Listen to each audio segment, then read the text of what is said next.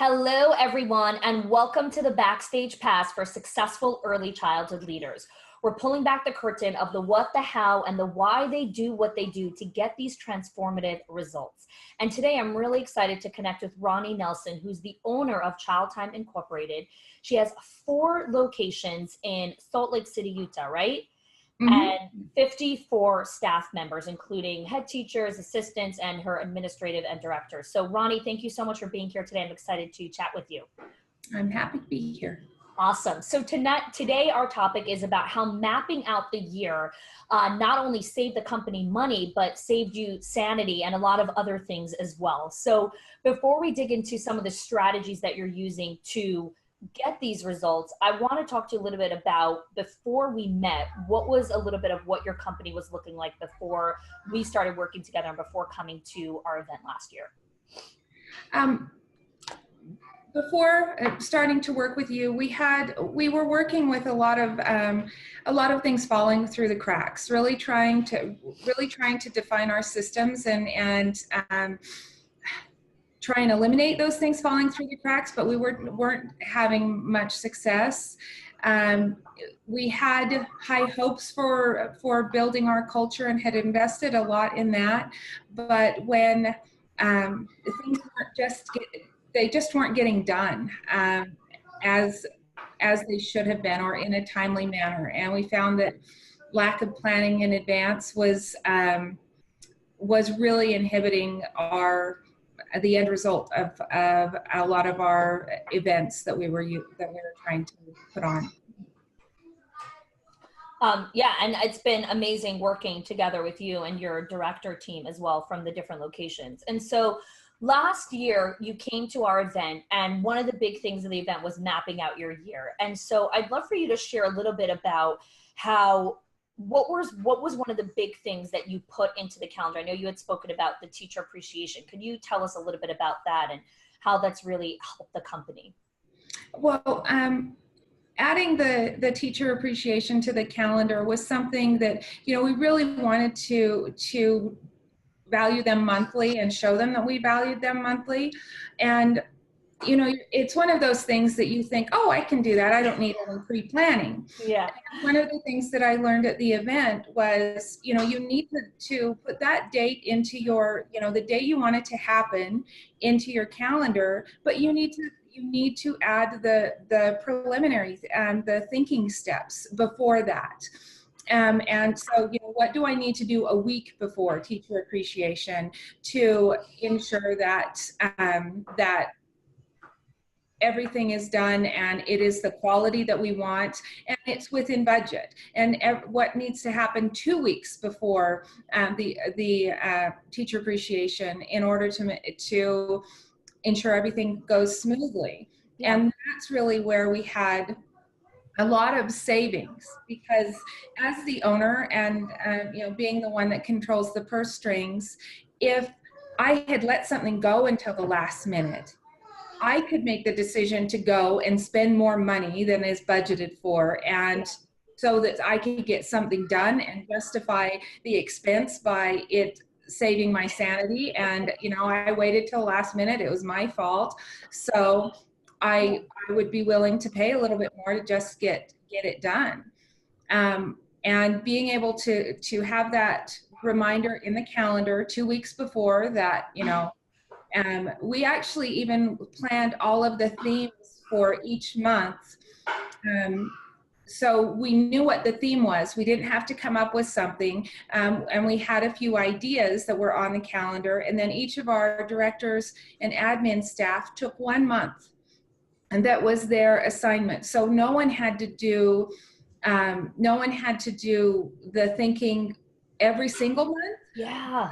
When one of our when it was my turn to do it, I would do the teacher appreciation for the entire company and deliver it to all the schools and make sure that they could pass them out to all the staff. And then each director took a turn, and each of our admin staff took a turn. So that really helped share that. It just helped share the burden of, I don't want to say burden, but it shared the responsibility. And then I love your piece about, you were saying, you know, because you control the budget, you have the authority to make that executive decision of like, okay, it's a last minute purchase. That was me. So I'm going to, you know, just buy it or whatever it is. Your directors didn't necessarily have that authority. And so that's why a lot of appreciation or gratitude wasn't necessarily happening, because it was a last minute purchase.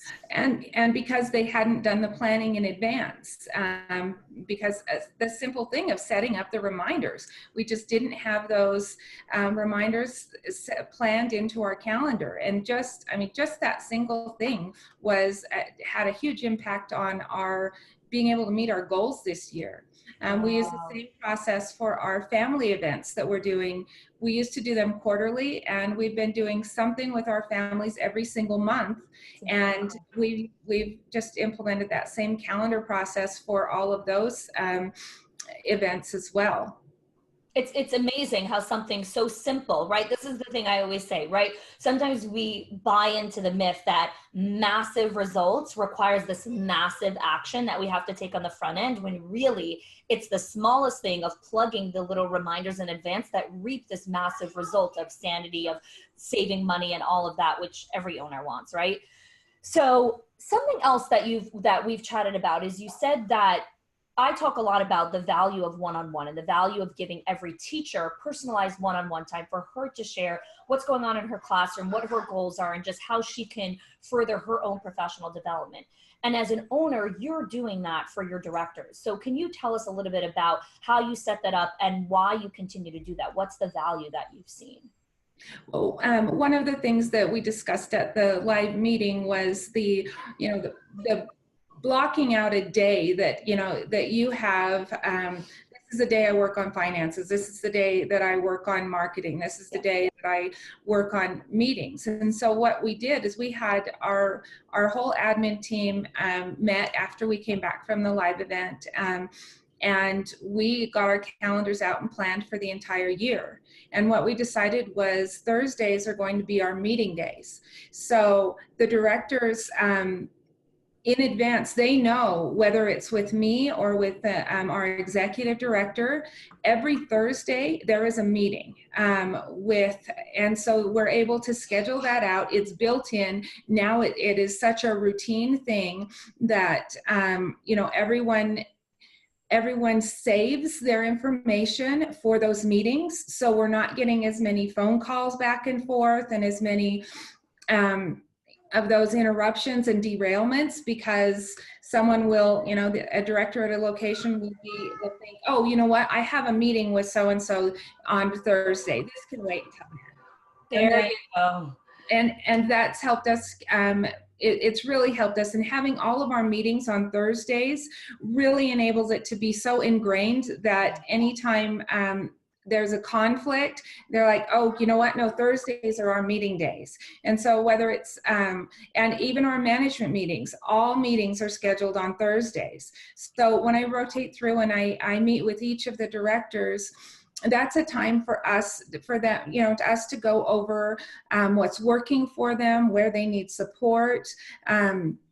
And just to have the one-on-one time with me where we can brainstorm together, and I can really see what their vision is for the school and help them be able to, take steps and implement things without the input of all of the other directors around it. So it's a little less intimidating, and they don't have to compete for time, where when you have a company meeting, some people are just more talkative than others.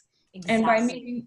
And by having that one-on-one, the director gets my focus, time, and attention, and it's really been helpful in for one, me being able to show the directors support and gratitude for what they do, and the directors being able to bring forth ideas that maybe they were a little insecure about bringing to the whole company. And it's really helped develop our relationships, which helps develop that ownership for the location and that loyalty to the school. And so I think those have been hugely beneficial. And the fact that we have just blocked out those Thursdays, that is when it always happens. And that, I think that that has really been a game changer for us as far as the time wasters too. Yeah, I want to unpack a little bit of what you said here, because there's so many golden nuggets here for any of the owners that are listening, and directors as well. So the first thing is, and we need to remember this always, is that as the boss, whichever position you're in, whoever works under you wants FaceTime with you. Period. Mhm. Like, that's just how it works, right? Our kids want FaceTime with us. Our spouses want FaceTime with us, right? And then if we run a company, our employees want FaceTime with us. And not just FaceTime at a company meeting, they want one-on-one eye contact time. And so you hit on such an important piece over here, is that when there is a designated time that the person knows that they're going to get your attention, they stop interrupting you all the time, because they know Thursdays, I could talk to Ronnie about this whole list. I don't need to keep pinging her 100 times to get her attention. I'll get my time.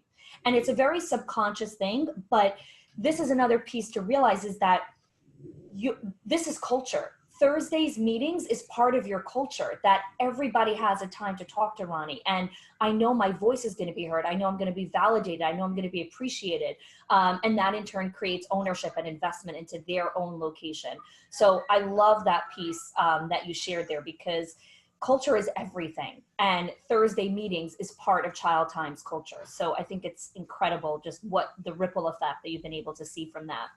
So one of the things that you shared just in the beginning about, mapping things out, what do you need to do a week in advance, 2 weeks in advance? Tell us a little bit about how you use your Google Calendar reminders. What are some of the things that you set up to help you remember? Because we all know this. We can map everything out at the beginning of the year and it all looks so pretty on paper and so beautiful on our calendars, and life happens. How do you balance between the life happening to the reminders that are in your calendar to make sure that it's not, yeah, well, it was just a crazy week, so that's why we didn't do it? You're still doing that even amongst all the craziness. Well, one of the things that, again, you showed us about the Google Calendar is really how to utilize those automated tools. Yeah. When we were planning the calendar, and I set up the reminders so 2 weeks before the Teacher Appreciation Day, or a monthly activity, we would have planning for that day. And so I would go in and set up the automated reminder that this happens monthly on this date. And so not only is it now set up for this year, but it's set up for every year to follow. So I can just, at the end of the school year, as I'm looking at next year, I can go in and tweak the dates, make sure that they work for us. But everything's built in for us to continue this in the future. And all I had to do was set up one Google reminder. And then I do have Google. I kind of live and die. My email is my to-do list. And so I have the Google Calendar send me an email reminder as well as a text reminder. That's incredible. I didn't know Google could send text reminders. Yes, you can set up, to have multiple different reminders. And then that way, if I'm torn away from my desk, if I'm at another location and I don't have my laptop, then I still get a reminder on my phone, letting me know that sometime today I have to block that out. And I do try to schedule everything in and block out my time. But, when you have a flu epidemic in Europe, you have to be able to have those things on the fly. But the other part of the Google is that I also get my Google day, my calendar day emailed to me every morning. That. Yeah. So before I even go in, I look over all the things that I have to do, and then I can reprioritize if I need to. But I also save it and I don't delete it until the end of the day, so that I can, after get home and get settled and dinner's done, I can just briefly go through that list and what I get accomplished and what do I need to move to tomorrow. And that just really helps me on the follow through. Yep. And I love what you said here, is that, there's going to be flu epidemics. There's going to be craziness. Parents are going to call. There's always something going on. It's always a busy time. So you've set up your environment to ensure that even amongst everything that's happening, you're still going to meet those deadlines. You're still going to follow through on everything that you need to. And for those of you that are watching, we are going to be giving you a little tutorial of how Ronnie set up her Google alerts and her reminders. And we'll also put in there those text things, because that's super cool. So we'll have a little breakdown tutorial of how to set that all, because I think that's super, super valuable. Before we kind of wrap up here, I do want to bring everything full circle in that these are amazing strategies that align with once you know where you're really heading. And so, you know, Ronnie, you have a clear vision in your head, and you've crafted this together with your team and everything of like, okay, it's really important to us as a company that every month we appreciate our staff. And so the way that we're going to remember to do this is through these Google Calendar alerts, right? And so it's not just about copying the tactic that she's using or the strategy, it has to align with where you're heading, right? So even just something as simple as like, if a person is, you know, an Olympic swimmer, his routine looks very different than a childcare owner, because you guys are accomplishing different things and you're heading towards different directions. But even not something as drastic, like if you're an owner and you have multiple locations, if you're an owner of your one location, wherever you're heading or wherever your field is right now, that's the goals that you're setting. And so don't just copy the tactic, make sure it aligns with where you're really heading. So I just wanted to bring that up because I'm sure you could resonate with that as well. Absolutely. And it's your way of the owner of ensuring that your vision is met, because it is trickling down to my calendar. I have the calendar that goes to that are, you know, interwoven with everyone's. All of our admin staff, all of our directors share calendars, so everyone sees and gets that reinforcement that, hey, this is really important. Yeah. And so even if I'm not the one directly overseeing it, it is scheduled in for all of the admin staff so that they have that reminder of how important it is to our company. Yeah. Yeah, so important. Look, vision is one of the highest senses, right? So just like visually seeing something in our environment has a massive impact on what we're going to end up executing on. When we see it, it's in front of our face. So Ronnie, for an owner that's watching this and thinking about coming or bringing her leadership team with her, what would you tell them about the value of why they should come and really what transformation they're looking at the other side? Well, one of the biggest benefits of the live meeting and of the director's inner circle is to have someone besides yourself be training your staff, especially the admin. Because you can't, if you have more than one location, you can't give them all of the time and training that they really deserve. And coming to the live event with my team that has been working with you and being able to see, first of all, to learn what they're learning. And so I'm connected with that, but also to have them to work through that same process with them, and so that when we went back home to work with the rest of our team, those of us that had gone to the live event, that we all had the lingo down, we all knew that, okay, we've got to, you know, we were all working really in sync, and it just was very powerful for us to come together as a team and to share that with the rest of our admin staff was really wonderful. And the follow through that, you know, you calling back after, you know, 6 weeks and making sure that, okay, are you on track to meet these goals that you set? Did you clearly define everything? And I think it's really important so things don't get brushed aside. And when you can apply those things that you've learned, even if you only apply a third of what you've learned, or actually even one thing can make such a huge impact. But there were so many.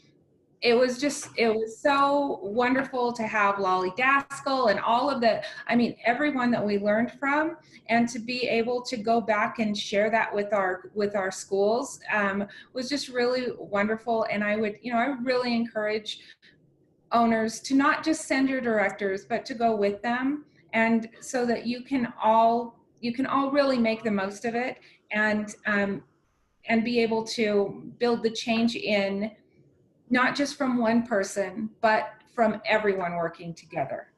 It's not just it's not just something that Ronnie wants to do. Yeah. It's something that, that a good portion of our management team had worked on together. And then to be able to take that back to the rest of our team was really, it was just really powerful for us. And I feel like we've had the most productive year that we've had in